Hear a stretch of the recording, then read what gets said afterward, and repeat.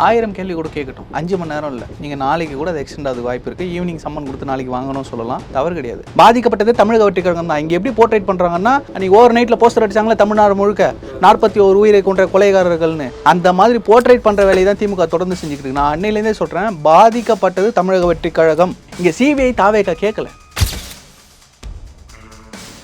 முதல்வருக்கு எதுவும் தெரியாது. முதல்வரை ஏமாத்திட்டு இருக்காங்க. முதல்வர் அப்பாவி, முதல்வர் ஒன்றும் தெரியாதவர். அவரை ஏமாத்துறதுக்கு சுற்றி ஒரு டீம் வேலை செய்யுது. இங்க ஒரு முதலமைச்சர் கிடையாது நம்மளுக்கு. துணை முதலமைச்சர்னு ஒரு முதலமைச்சர், மாப்பிள்ளைன்னு ஒரு முதலமைச்சர், கிச்சன் கேபினெட்ல ஒரு முதலமைச்சர், அமைச்சர்கள் மத்தியில் ஒரு முதலமைச்சர், அப்படியே இந்த பக்கம் வந்தீங்கன்னா முன்னாள் அமைச்சர்னு ஒரு முதலமைச்சர், அப்படியே அதிகாரிகள் தரப்புல ஐஏஎஸ் லாபி ஒன்று, ஐபிஎஸ் லாபி ஒன்று, நகராட்சி அதிகாரிகள் ஒன்று, இப்படி ஒரு துறையும் அவங்க கண்ட்ரோலில் எடுத்துக்கிட்டு ஆளாளுக்கு ஒரு முதலமைச்சர்னு செயல்படுறாங்க. காட்டுறதெல்லாம் கையெழுத்து போடுறதுனால அவர் ஒரு பொறுப்பான முதலமைச்சர் கிடையாது. முக்கியமாக சிபிஐ தரப்பில் ரொம்ப ஆழ்ந்து விசாரித்தது எஃப்ஐஆர் எப்படி இப்படி போட்டிங்கன்றதே பெரிய விஷயம். 7லேருந்து 7:30 மணிக்குள்ள நடந்த விஷயத்துக்கு 9:15 9:30 ஒரு எஃப்ஐஆர் போடுறீங்க. அதில் ஒரு கட்சியுடைய பேரை தப்பாக போடுறீங்க. அப்போ எவ்வளோ அவசரமா ஏன் அப்படி போடுறீங்க? இப்போ சில காணொலிகள்லாம் வருது, ஆதாரபூர்வமாக என்னன்றது தெரியல. ஆனால் பல தரவுகள் என்ன சொல்லுதுன்னா, அந்த இன்ஸ்பெக்டர் இதில் முக்கியமான தரவுகளை கொடுத்துருக்காரு. முன்னாள் அமைச்சர் அவருக்கு சம்பந்தமான பல விஷயங்களை இங்கே செஞ்சிருக்காரு. இந்த ஒரு கூட்டத்தை இது இவ்வளவு மோசமாக போகணும்னு இல்லை, ஆனால் ஏதோ ஒரு சம்பவம் பண்ணுறதுக்கு அவங்க காத்திருக்காங்கன்ற ஆதாரங்கள்லாம் வெளியே வந்திருக்கு. இவங்களை விசாரிச்சாங்க இல்லையா சிபிஐ, அதை வச்சுனா ஆனந்த் அவர்கள், அப்புறம் அந்த கரூர் போலீஸ் டிபார்ட்மெண்ட் எல்லாரையும் விசாரிச்சப்போ, அதற்கு பிறகு காங்கிரஸுடைய செயல்பாடுகளை நீங்க பார்க்கணும். காங்கிரஸ் என்ன சொல்றாங்க அப்படின்னா, இப்போ எல்லா விஷயத்துக்கும் விஜய் அவர்கள் பக்கம் தாயிறாங்க. ஏன்னா திமுக மேல ஏதோ ஒரு பிளாக் மார்க் இருக்குன்றதை அவங்க ஸ்மெல் பண்ணியிருக்காங்க. சிபிஐ மூலமா அவங்களுக்கு வந்திருக்கு. அதை பேஸ் பண்ணி திமுகவை நம்ம இந்த பாவத்தை தூக்கி சுமக்க வேணான்னு காங்கிரஸ் நினைக்குது. இந்த பிரச்சனையில் முழுக்க பாதிக்கப்பட்டது தாவேகா அப்படின்னா, இந்த பிரச்சனையில் முழுக்க இப்போ வந்து குற்றம் சாட்டப்பட போகிறது திமுக அப்படின்னு நம்ம எடுத்துக்கலாம். எப்படி சொல்கிறேன்னா, இப்போ ஒரு நிகழ்ச்சி நடத்துகிறாங்க, அவங்களுக்கு அனுபவம் இல்லை, அவங்க டைமுக்கு வரல, அவங்க பொறுப்பாக நடந்துக்கல அப்படின்னா, அந்த கட்சி அனுபவம் இல்லாத கட்சின்னு நம்ம அப்படி ஒதுக்கி தள்ளிடலாம்.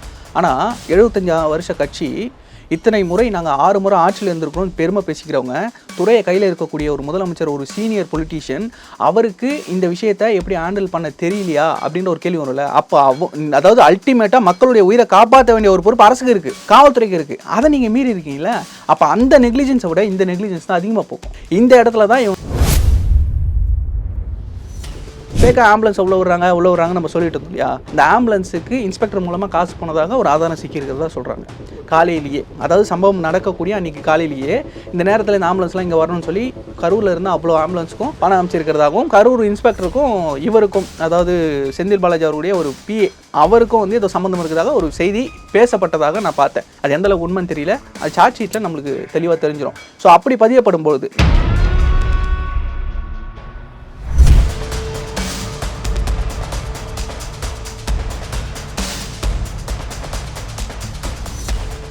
ரியலோ நேயர்களுக்கு வணக்கம். இன்று நம்மளுடைய நேர்காணலுக்கு தமிழ்நாடு இளைஞர் கட்சியிலிருந்து திரு நரேஷ் அவர்கள் இணைஞ்சிருக்காங்க. சார் வணக்கம். வணக்கம். எப்படி இருக்கீங்க? நலமா இருக்கேன். நீங்கள்? நல்லா இருக்கேன். இப்போது டெல்லிக்கு விஜய் அவர்கள் சிபிஐ சம்மன் தொடர்பாக வந்து பயணம் பண்ணியிருக்காரு. 5 மணி நேரம் கிட்ட விசாரணை அப்படிங்கிற மாதிரி கேள்விப்பட முடியுது. அதாவது காலையில் 11:35க்கு ஆஜராயிருக்காங்க, மாலை 5 மணி வரைக்கும் வந்து விசாரணை அப்படிங்கிற மாதிரி கேள்விப்பட முடியுது. என்ன நடக்க போகுது? கிட்டத்தட்ட 100 கேள்விகள் சிபிஐ கேட்க போகிறாங்க அப்படின்ட்டு வந்து சொல்கிறாங்க. என்ன? 1000 கேள்வி கூட கேட்கட்டும். 1000 கூட கேட்கட்டும். 5 மணி நேரம் இல்லை, நீங்கள் நாளைக்கு கூட அது எக்ஸ்டெண்ட் ஆகுது வாய்ப்பு இருக்குது. ஈவினிங் சம்மன் கொடுத்து நாளைக்கு வாங்கணும்னு சொல்லலாம், தவறு கிடையாது. பாதிக்கப்பட்டவரை கூப்பிட்டு அவர்கள் தரப்பு நியாயத்தை கேட்கறது தான் இந்த விசாரணை போயிட்டு இருக்கு. இப்போ அந்த ஈவெண்ட் நடத்தல. இப்போ பாதிக்கப்பட்டவங்க அப்படிங்கிறது ஒரு புறம் இருக்கட்டும், அந்த பாதிப்பை ஏற்படுத்தியவர்கள் அப்படிங்கிற மாதிரி ஒரு சைடில் போயிருச்சுன்னா, அதுதான் சொல்றேன். பாதிப்பை ஏற்படுத்தியவர்கள்னா அப்போ காவல்துறை சைடு போகணும். நான் பாதிக்கப்பட்டவங்கன்னு சொல்றது தாவேகா நடந்ததே இவங்கள தானே. அதைத்தான் சொல்றேன். பார்க்க வந்தது யாரு? தாவேகா. விஜய் அவர்களை பார்க்க வந்தாங்க. பார்க்க வந்தது யாரு? விஜய் அவர்களுடைய ரசிகர்கள், தொண்டர்கள். அவர்களுக்கு ஒரு இழப்பு ஏற்பட்டிருக்குன்னா அப்போ பாதிக்கப்பட்டதே விஜய் அவர்கள் தான், பாதிக்கப்பட்டதே தமிழக வெற்றிக்கழகம் தான். இங்க எப்படி போர்ட்ரேட் பண்றாங்கன்னா, அன்னைக்கு ஓவர் நைட்ல போஸ்டர் அடிச்சாங்களே தமிழ்நாடு முழுக்க 41 உயிரை கொன்ற கொலைகாரர்கள்னு, அந்த மாதிரி போர்ட்ரேட் பண்ற வேலையை தான் திமுக தொடர்ந்து செஞ்சுக்கிட்டு இருக்கு. நான் அன்னையிலேருந்தே சொல்றேன், பாதிக்கப்பட்டது தமிழக வெற்றிக்கழகம், பாதிக்கப்பட்ட குடும்பங்கள் தமிழக வெற்றிக்கழகம், அவர்கள் தான் பாதிக்கப்பட்டாங்க. அவங்க தரப்பு நியாயங்களை இன்னைக்கு கேட்கறாங்க சம்மன் கொடுத்து. இதுல ஆரம்பத்துல இருந்து அடிப்படை சட்டம் புரிதல் இருந்தா, சிபிஐ விசாரணை எப்படி போகும்னு தெரிஞ்சவங்களா இருந்தா இது இயல்பாக நடக்கூடாதுன்னு ஆரம்பத்துலேருந்து சொல்லிட்டு இருக்கேன். பாதிக்கப்பட்டவர் விஜய் அவர்கள் அந்த ஈவெண்ட்டில் கலந்துக்கிட்டாரு. அவரை கூப்பிட்டு அவர் தரப்பு நியாயத்தை கேட்காம இந்த வழக்கு முடியாது, இந்த விசாரணை முடியாதுன்றது எல்லாருக்கும் தெரியும். ஆனால் முன்னாடி இந்த விஜய்க்கு சம்மன் கொடுக்க போகிறாங்க, விஜய்க்கு கால் நடுங்குது உதறது, எப்படி இவனுங்க போய் காலை பிடிச்சி தொங்கி பார்த்தானுங்க போல. விஜய் நான் கிட்ட அண்ணா கொஞ்சம் காலை கொடுங்க, நான் தொங்கி பார்க்குறேன், காலை ஆடுது பொழுது உதறது பொழுதுன்னு பார்த்து தான் இன்றைக்கி பத்திரிக்கை ஒன்று எழுதிக்கிட்டு இருக்காங்க. அவங்கெல்லாம் எப்படின்னா இருட்டில் கூட நான் கூட உட்காந்து பார்த்த மாதிரியே பல விஷயங்களை பேசுவாங்க. அந்த மாதிரியான நாட்கள் இன்றைக்கி எழுதிக்கிட்டு இருக்காங்க தொடர்ந்து. இதெல்லாம் ஒரு விஷயமும் கிடையாது. பாதிக்கப்பட்டவர் அவரை கூப்பிட்டு என்ன நடந்தது, நீங்கள் என்ன பிளான் பண்ணீங்க, அங்கே எப்படியெல்லாம் உங்களுக்கு ஒத்துழைப்பு கிடைச்சிது, இந்த மாதிரியான பேசிக்கான கொஸ்டின்ஸ் தான். தாமதமாக வந்ததாக சொல்கிறாங்களே, ஏன் தாமதமாக வந்தீங்க, அதுக்கான காரணம் இதை நம்ம ஆரம்பத்திலேருந்தே நம்ம பேசி இது மூலியமாகவும் விடை கண்டுபிடிக்க முடியும்ல. கண்டிப்பாக கண்டுபிடிக்க முடியும். இதன் மூலியமாக சாதாரண ஒரு பேசிக்கான ஒரு விஷயம் அப்படின்ட்டு நம்ம எடுக்க முடியும். இல்லை, இது ரொம்ப பேசிக்கான விஷயம். நான் சொல்கிறேன் இல்லைங்களா, இப்போது யார் யாரை விசாரிச்சிருக்காங்க, இப்போ சிபிஐ வந்து யாரை விசாரிச்சிருக்காங்கன்னு நம்ம பார்ப்போம். சிபிஐ வந்து இல்லை நம்ம முதலேருந்தே பார்க்கணும். சிபிஐக்கு போனதுலேருந்து அஜய் ரஸ்தோகி தலைமையில் ஒரு டீம் வந்து நேராக கரூர் வந்துட்டாங்க. கரூரில் பாதிக்கப்பட்ட குடும்பங்கள், கரூரில் இன்ஜூரி ஆனவர்கள், கரூரில் அந்த ஸ்பாட்டில் கடை வச்சுருந்தவங்க, பெட்ரோல் பங்க் இருக்கிறவங்க, அந்த இடத்துல இருக்கக்கூடிய சிசிடிவி கேமராஸ், அந்த லொக்கேஷன், அங்கே சுற்றி இருந்த பொதுமக்கள், கட்சி நபர்கள் எல்லாருக்கிட்டையும் விசாரித்தாங்க. காவல்துறையினரையும் கூப்பிட்டு விசாரித்தாங்க. இவங்க சொல்கிறாங்கல்ல, இப்போ கடந்த மாதம் 29ஆம் தேதி சம்மன் கொடுத்து 2 நாள் விசாரித்தாங்கன்னு சொல்லி, அதே நாளில் கரூர் மாவட்ட கலெக்டரை விசாரிச்சிருக்காங்க, கரூர் மாவட்ட எஸ்பி விசாரிச்சிருக்காங்க, டிஎஸ்பி விசாரிச்சிருக்காங்க, அந்த இன்ஸ்பெக்டர் இருக்கா இல்லையா, ஐயோ கம்ப்ளைண்ட் எஃப்ஐஆர் போட்டார்ல, தமிழக மக்கள் கட்சின்னு தப்பாக போட்டார்ல, அவரையும் கூப்பிட்டு விசாரிச்சிருக்காங்க. இதெல்லாம் நடந்திருக்கு. இது எங்கேயா செய்தியில் பார்த்தீங்க? ஆனால் இங்கே மட்டும் விசாரிச்சாங்க, எல்லா தரப்பையும் விசாரிப்பாங்க. இது ஆர்டர், இது ப்ரொசீஜர், இதைத்தான் கரெக்டாக பண்ணணும். முதல்ல சென்னையில் இவங்க அமைச்சாங்கல்ல, அந்த சென்னை நீதிமன்றம் வந்து கொடுத்த தீர்ப்பு ஒன்று, அந்த தீர்ப்பை வச்சு தலைமை பண்பே இல்லைன்னா இவங்க ஒரு நெரேட்டிவ் செட் பண்ணாங்கல்ல, இவர் தான் கொலைகாரன்னு ஒரு முத்திரை குத்த ட்ரை பண்ணாங்களா, அந்த விசாரணை எப்படி நடந்தது சொல்லுங்கள்? அந்த மாவட்ட செயலாளரை ஏதோ கொலை குற்றம் பண்ணவர் போல் வலைவீசி தேடி அரெஸ்ட் பண்ணாங்களா இல்லையா? ஆனந்த் அவர்களுக்கு வலைவீச்சு, சிடி நிர்மல்குமாருக்கு வலைவீச்சு, தலைமறைவு, இப்படிலாம் பேசினாங்களா இல்லையா? வலைவீச்சுன்னு போட்டாங்கல்ல. இந்த 4 செக்ஷன்ல அவங்க போட்டிருக்காங்க பிஎன்எஸ்ல. எடுத்து பாருங்க. 7 வருடத்துக்கு உட்பட்ட தண்டனை பெறக்கூடிய குற்றமாக இருந்தால் அவங்கள அரெஸ்ட் பண்ண வேண்டிய தேவையில்லை. சம்மன் கொடுத்தா நீங்கள் வந்து விசாரணை ஒத்துழைச்சாங்கன்னா பண்ணலாம். ஆனால் இவங்க எப்படி பண்ணாங்க? அப்படியா பண்ணாங்க? ப்ராப்பராக பண்ணாங்களா? சரி, நீதிமன்றத்துக்கு போச்சு அந்த வழக்கு. சென்னையில் ஒரு தனி நீதிபதி அதுக்கு ஒரு தீர்ப்பு கொடுத்தாரு. அந்த தீர்ப்பை வச்சுக்கிட்டு என்னென்ன நரேஷன் செட் பண்ணீங்க? அந்த நீதிபதிக்கு சில கருத்துக்கள்லாம் சொன்னாங்கன்னு சொல்லி நிறைய பேர் அரெஸ்ட் பண்ணீங்களா? இப்போ திருப்பரங்குன்ற இஷ்யூக்கு அந்த நீதிபதியை எதிர்த்து என்னென்ன பேசினாங்க. அவர் ஜாதி, அவர் பிறப்பு, அவர் பின்புலம், அவர் குடும்பம், இதெல்லாத்தையும் எடுத்து பேசினாங்களா? ஒருத்தரை கைது பண்ணாங்களா? அன்னைக்கு அரசு நீதிமன்றத்தை நாங்கள் மாண்பை காப்பாற்றுறோம் துடிச்சவங்களாம் எங்கே போனாங்க? இந்த சம்பவம் நடந்த மறுநாள்ல இருந்து அரசு ஊழியர்கள் தனித்தனியாக பேட்டி கொடுத்தாங்களா இல்லையா? அதிகாரிகள் பேசினாங்களா இல்லையா? அமைச்சர்கள், முன்னாள் அமைச்சர்கள் பேசினாங்களா இல்லையா? இதெல்லாம் ஒரு வழக்கு விசாரணை நடக்கும்போது பேசலாமா? இதெல்லாம் தான் இவங்களுக்கு எதிராக இப்போ சிபிஐக்கு வழக்கு போனதுக்கு முக்கிய காரணம். இங்க சிபிஐ தாவேகா கேட்கல, அதை கேட்டாங்க. தாவேகா சிபிஐ கேட்கல. இது வந்து திமுக செட் செய்யக்கூடிய போலி நெரேட்டிவ். தாவேகா கேட்டது இங்க ஒருதலை பட்சமா இங்க விசாரணைகள் போகுது. பாதிக்கப்பட்டவரே, அதாவது அந்த சம்பந்தப்பட்டவரே வழக்கு கொடுப்பாராம், சம்பந்தப்பட்டவரே விசாரிப்பாராம். இது எப்படிங்க? அது அந்த கரூர் காவல்துறை தான் எங்களுக்கு பாதுகாப்பு கொடுக்கல அப்படின்னு சொல்லி இங்க குற்றச்சாட்டு இருக்கு. அந்த காவல்துறையே எஃப்ஐஆர் போடுமா, அந்த காவல்துறை அதை விசாரிக்குமா? எப்படி நடக்கும் இப்படி? அதுதான் விசித்திரமா இருக்கு. கோர்ட்ல போன கேஸும் விசித்திரம், இவங்க விசாரித்த விதமும் விசித்திரம். இதெல்லாம் வந்து சரியில்லை, இது நீதித்துறைக்கு நாங்கள் சம்மன் அனுப்புகிறோம்னு உச்சநீதிமன்றத்தில் உயர்நீதிமன்றத்துக்கு சம்மனை அனுப்பிச்சிட்டாங்க. அது எப்படி நீங்கள் இப்படி பண்ணீங்கன்னு சொல்லிட்டு, இது எல்லாமுமே இவர்கள் செய்த ஃப்ளா. என்னன்னா, முதல்வருக்கு எதுவும் தெரியாது. இப்பவும் சொல்கிறேன், முதல்வருக்கு எதுவும் தெரியாது. முதல்வரை ஏமாற்றிக்கிட்டு இருக்காங்க. முதல்வர் அப்பாவி, முதல்வர் ஒன்றும் தெரியாதவர். அவரை ஏமாத்துறதுக்கு சுற்றி ஒரு டீம் வேலை செய்யுது. இங்கே ஒரு முதலமைச்சர் கிடையாது நம்மளுக்கு. துணை முதலமைச்சர்னு ஒரு முதலமைச்சர், மாப்பிள்ளைன்னு ஒரு முதலமைச்சர், கிச்சன் கேபினெட்டில் ஒரு முதலமைச்சர், அமைச்சர்கள் மத்தியில் ஒரு முதலமைச்சர், அப்படியே இந்த பக்கம் வந்தீங்கன்னா முன்னாள் அமைச்சர்னு ஒரு முதலமைச்சர், அப்படியே அதிகாரிகள் தரப்பில் ஐஏஎஸ் லாபி ஒன்று, ஐபிஎஸ் லாபி ஒன்று, நகராட்சி அதிகாரிகள் ஒன்று, இப்படி ஒரு துறையும் அவங்க கண்ட்ரோலில் எடுத்துக்கிட்டு ஆளாளுக்கு ஒரு முதலமைச்சர்னு செயல்படுறாங்க. காட்டுறதெல்லாம் கையெழுத்து போடுறதுனால அவர் ஒரு பொறுப்பான முதலமைச்சர் கிடையாது. நான் ஆரம்பத்தில் சொல்கிறேன், இன்னமும் நம்மளுக்கு டிஜிபி கிடையாது. ஒரு பொறுப்பு டிஜிபியை போட்டு மியூசிக்கல் சேர் விளையாடிக்கிட்டு இருக்காங்க. இப்படி விளையாடிக்கிட்டு இருக்க ஒரு பொறுப்பு இல்லாத ஒரு டிபார்ட்மெண்ட் எப்படி விசாரிக்கும்? அதனால் உச்சநீதிமன்றம் போனோம். உச்சநீதிமன்றம் இவங்க பண்ண இந்த கூத்துக்கள்லாம் பார்த்து தான் இது சரிப்பட்டு வராது, நீங்கள் சிபிஐ விசாரணைக்கு போடுங்க, நாங்கள் மேற்பார்வையில் பார்க்குறோன்ட்டாங்க. இப்போ என்னட்டாங்க? சிபிஐ விசாரணை கேட்டது தாவேகா, சிபிஐ விசாரணை கொடுத்தது உச்சநீதிமன்றம். நீங்கள் நடத்தின விசாரணையில் அவ்வளோ கூதல் நடந்திருக்குன்றதுனால அவங்க கொடுத்துருக்காங்க, தாவேகா கேட்கல. இப்போ நடக்குது, ஒன்றுனா விசாரணை வரும். சிபிஐ தரப்பில் ஷார்ட் ஷீட் ஃபைல் பண்ணுவாங்க. முக்கியமாக சிபிஐ தரப்பில் ரொம்ப ஆழ்ந்து விசாரித்தது எஃப்ஐஆர் எப்படி இப்படி போட்டிங்கன்றதே பெரிய விஷயம். அதில் நிறைய கேள்விகள் இருக்குது. ஒரு எஃப்ஐஆர்ன்றது அந்த கேஸ் எவ்வளோ முக்கியம்னா, 7லேருந்து 7:30 மணிக்குள்ளே நடந்த விஷயத்துக்கு 9:15லேருந்து 9:30க்குள்ளே ஒரு எஃப்ஐஆர் போடுறீங்க. அதில் ஒரு கட்சியுடைய பேரை தப்பாக போடுறீங்க. அப்போ எவ்வளோ அவசரமாக ஏன் அப்படி போடுறீங்க? இப்போ சில காணொலிகள்லாம் வருது, ஆதாரபூர்வமாக என்னன்றது தெரியல. ஆனால் பல தரவுகள் என்ன சொல்லுதுன்னா, அந்த இன்ஸ்பெக்டர் இதில் முக்கியமான தரவுகளை கொடுத்துருக்காரு. முன்னாள் அமைச்சர் அவருக்கு சம்பந்தமான பல விஷயங்களை இங்கே செஞ்சிருக்காரு. இந்த ஒரு கூட்டத்தை இது இவ்வளவு மோசமாக போகணும்னு இல்லை, ஆனால் ஏதோ ஒரு சம்பவம் பண்ணுறதுக்கு அவங்க காத்திருக்காங்கன்ற ஆதாரங்கள்லாம் வெளியே வந்திருக்கிறதா சொல்லப்படுது.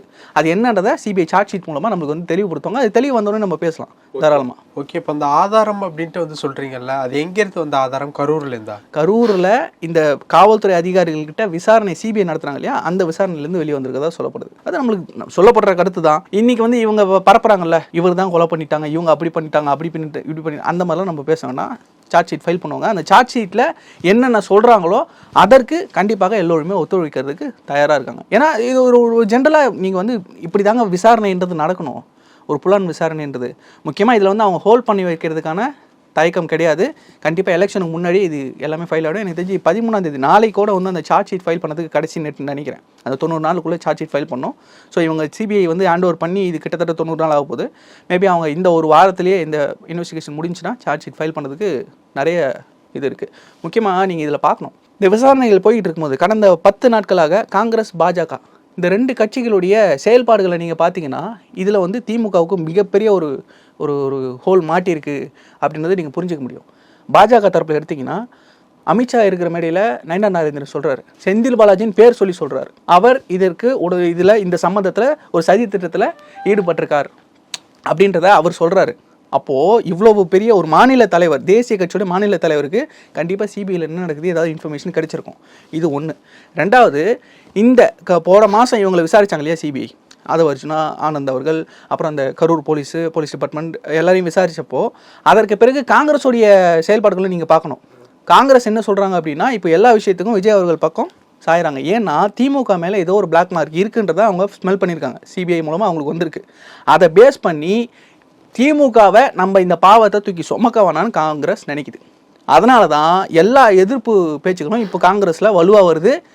ஆதரவு குரல் தாவேகா பக்கம் தாவுது. அது ஜனநாயகனுக்கு கொடுத்த ஆதரவாக இருக்கட்டும், இப்போ கொடுக்கக்கூடிய ஆதரவுகளாக இருக்கட்டும். இப்போது சிபிஐலேருந்து செந்தில் பாலாஜிக்கு யாரோ ஒருத்தவங்க செய்தி அனுப்புகிறாங்களா?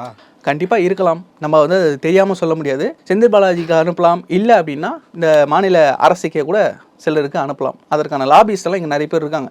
நம்ம வந்து இங்கே மேலோட்டமாக பார்த்துக்கிட்டு இருக்கோம், இங்கே போகிறாங்க, அங்கே நடக்கிறாங்க, இங்கே உட்காடுறாங்கன்னு. பின்னாடி நிறைய நடக்குது. இந்த எல்லா டிபார்ட்மெண்ட்டுக்குள்ளவும் எல்லா ஆட்களும் இருக்காங்க. அதுதான் அப்பட்டமாக தெரியுது. இப்போ நீங்கள் இந்த சென்சார் போர்டே எடுத்துக்கங்க, நான் அதுலேயே நிறைய இடத்துல உதாரணம் சொன்னேன். சென்சார் போர்டில் அவர் ஏன் திமுக ஆதரவாளராக இருக்கக்கூடாது, யாருன்னு நம்மளுக்கு தெரியாது. தெரிஞ்சால் தான் நம்ம அதை பற்றி பேச முடியும். ஸோ அதுக்காக தான் நம்ம சொல்ல வரோம். ஓகே, இப்போ முழு பழியுமே இப்போ திமுக பக்கம் போகுது அப்படிங்கிற மாதிரி இல்லை, அப்படி சொல்ல முடியாது. நீங்கள் இந்த வழக்கு நீங்கள் தன்மையை இந்த பாவத்தை நம்ம சுமக்கக்கூடாது அப்படிங்கிற மாதிரி காங்கிரஸ் முடிவு எடுத்திருக்காங்க அப்படின்னு சொல்கிறாங்கல்ல. இந்த பக்கம் பாஜக பின்வாங்கிட்டாங்க, காங்கிரஸ் பின்வாங்கிட்டாங்க. அப்போ தேசிய கட்சிகளில் இருக்கக்கூடிய மெயினான கட்சிகள் 2 கட்சிகளுமே பின்வாங்கிட்டாங்க. அதிமுகவுக்கு சம்பந்தமே இல்லை. அப்போ திமுக மட்டும்தானே இருக்காங்க இதில். அதாவது இந்த பிரச்சனையில் முழுக்க பாதிக்கப்பட்டது தாவேகா அப்படின்னா இந்த பிரச்சனையில் முழுக்க இப்போ வந்து குற்றம் சாட்டப்பட போகிறது திமுக அப்படின்னு நம்ம எடுத்துக்கலாம். எப்படி சொல்கிறேன்னா, இப்போ ஒரு நிகழ்ச்சி நடத்துகிறாங்க, அவங்களுக்கு அனுபவம் இல்லை, அவங்க டைமுக்கு வரலை, அவங்க பொறுப்பாக நடந்துக்கல அப்படின்னா அந்த கட்சி அனுபவம் இல்லாத கட்சின்னு நம்ம அப்படி ஒதுக்கி தள்ளிடலாம். ஆனால் 75 வருஷ கட்சி இத்தனை முறை நாங்கள் 6 முறை ஆட்சியில் இருந்திருக்கணும்னு பெருமை பேசிக்கிறவங்க, துறையை கையில் இருக்கக்கூடிய ஒரு முதலமைச்சர், ஒரு சீனியர் பொலிட்டீஷியன், அவருக்கு இந்த விஷயத்தை எப்படி ஹேண்டில் பண்ண தெரியலையா அப்படின்ற ஒரு கேள்வி வரும்ல. அப்போ அதாவது அல்டிமேட்டாக மக்களுடைய உயிரை காப்பாற்ற வேண்டிய ஒரு பொறுப்பு அரசுக்கு இருக்குது, காவல்துறைக்கு இருக்குது. அதை நீங்கள் மீறி இருக்கீங்களா? அப்போ அந்த நெக்லிஜென்ஸை விட இந்த நெக்லிஜென்ஸ் தான் அதிகமாக போகும். இந்த இடத்துல தான் இவங்ககிட்ட ஒரு பிரச்சனை. இப்போ இன்னொன்று, இந்த ஆதாரம்னு சொல்லும்போது நான் சொன்னது என்னன்னா, ஃபேக்காக ஆம்புலன்ஸ் உள்ள விடுறாங்கன்னு நம்ம சொல்லிட்டு இருந்தோம் இல்லையா. இந்த ஆம்புலன்ஸுக்கு இன்ஸ்பெக்டர் மூலமாக காசு போனதாக ஒரு ஆதாரம் சிக்கியிருக்கிறதா சொல்கிறாங்க. காலையிலேயே, அதாவது சம்பவம் நடக்கக்கூடிய அன்றைக்கி காலையிலேயே இந்த நேரத்தில் இந்த ஆம்புலன்ஸ்லாம் இங்கே வரணும்னு சொல்லி கரூரில் இருந்து அவ்வளோ ஆம்புலன்ஸுக்கும் காசு கொடுக்கப்பட்டதாக ஒரு ஆதாரம் சிக்கியிருக்கிறதா சொல்கிறாங்க. ஆம்புலன்ஸ் உள்ள வாங்க கரூர் இன்ஸ்பெக்டர் வந்து பணம் அமைச்சிருக்கிறதாகவும், கரூர் இன்ஸ்பெக்டருக்கும் இவருக்கும், அதாவது செந்தில் பாலாஜி அவருடைய ஒரு பிஏ, அவருக்கும் வந்து ஏதோ சம்மந்தம் இருக்கிறதாக ஒரு செய்தி பேசப்பட்டதாக நான் பார்த்தேன். அது எந்த அளவுக்கு உண்மைன்னு தெரியல. அது சார்ஜ் ஷீட்டில் நம்மளுக்கு தெளிவாக தெரிஞ்சிடும். ஸோ அப்படி பதியப்படும் பொழுது நம்ம இங்கே என்ன எதிர்பார்க்குறோன்னா, ஒரு சம்பவம் நடந்துருச்சு, அந்த இடத்துல வந்து காவல்துறைக்கு வந்து பொறுப்பே இல்லைன்ற மாதிரி யார் மேலேயும் ஆக்ஷன் எடுக்கல. ஒரு சஸ்பெண்டோ ஒரு டிரான்ஸ்ஃபரோ ஏதாவது ஒரு ஆக்ஷன் நடக்கணும்ல. நீங்கள் ஏதாவது ஒரு இடத்துல நீங்கள் ஸ்டார்ட் பண்ணியிருக்கோம், நீங்கள் ஸ்டாப் பண்ணல. நிறைய கேள்விகள் இருக்கு. நீங்கள் வந்து அவங்க சொல்கிறாங்க 12 மணிக்கே அவங்க வருவாங்கன்னு சொல்லி ப்ரெஸ் மீட் கொடுத்தாரு, அதனால தான் நாங்கள் அலோவ் பண்ணோன்னா, இப்போ 12 மணிக்கு வரவங்களுக்கு எதுக்கு ஜென்ரேட்டர் வைக்க அனுமதி கொடுத்தீங்க? ஜென்ரேட்டர் வச்ச ஏரியாவில் தானே நிறைய பேர் உள்ளே போந்து நிறைய இது பண்ணாங்க. ஸோ அந்த இடத்துல எப்படி கொடுத்தீங்க? சரி, முன்னாடி நான் சாயந்தரம் கொடுத்தீங்களா? அந்த டிச்சு எல்லாம் இருந்ததில்ல, அந்த டிச்சு ப்ராப்பராக மூட்டிங்களா? இதை இன்ஸ்பெக்ட் பண்ணிங்களா? நீங்கள் மறுநாள் காலையில் இது சம்மந்தப்பட்ட ஆட்கள் யாரையுமே இன்னும் கூப்பிடல. இல்லை, கூப்பிட்டுருக்காங்க, எல்லாருமே விசாரிச்சிருக்காங்க. மெயின் தலைன்னா யாரை சொல்றீங்க? செந்தில் பாலாஜி அவர்களே எல்லாரும் வரும். அதுக்கு வரும். இப்போ வந்து இந்த சார்ஜ் ஷீட் ஃபைல் பண்ணும்போது இந்த சார்ஜ் ஷீட்ல மேபி அவருடைய பேர் சேர்க்கணும் அப்படின்னாலோ, இல்ல நிறைய இடங்கள் அவர் பேர் வந்து அடிப்படுது அப்படின்னாலோ கண்டிப்பா கூப்பிடுவாங்க. இல்ல செந்தில் பாலாஜி அவருடைய பிஏ பேர் அடிப்படுது அப்படின்னா அவரை கூப்பிடுவாங்க. ஸோ நம்ம அது இல்லாம நம்ம வந்து பிளைண்டா செந்தில் பாலாஜி காரணம் நம்ம வந்து குற்றம் சாட்டிட முடியாது. அதான் சொல்றேன், அவங்க சார்ஜ் ஷீட் போறதுக்கு முன்னாடி கண்டிப்பா அந்த அவங்கள அழைச்சி அவங்க தரப்புல இருந்து கேட்பாங்க. ஸோ நம்ம பேசிடலாம். இங்க வந்து திமுக சொல்றாங்க நாங்க வந்து முன்னாடியே நிறுத்தி பேச சொன்னோம், வராதிங்கன்னு சொன்னோம், இதெல்லாம் சொல்லுவாங்க. எப்படி சொன்னீங்க? அதுக்கு என்ன ப்ரூஃப்? இது எல்லாத்தையும் வந்து அட்டாச் பண்ணணும். நீங்கள் சிபிஐயில் சும்மா கடந்து போயிட முடியாது. அதாவது தாவேகா வந்து அவசரப்பட்டு சிபிஐக்கு போயிட்டாங்க, உச்சநீதிமன்றம் போயிட்டாங்கன்னா நிறைய பேர் பேசிகிட்டு இருக்காங்களே. இதெல்லாம் நியாயமாக நடக்கட்டும். தப்பு யார் மேலே இருந்தாலும் நீதி வெல்லட்டும். அதனால தான் அவர் போட்டார் நீதி வெல்லும் அப்படின்னு சொல்லி. பல விஷயங்கள் பேசணும். நேரத்துக்கு ரொம்ப நன்றி. ரொம்ப நன்றி.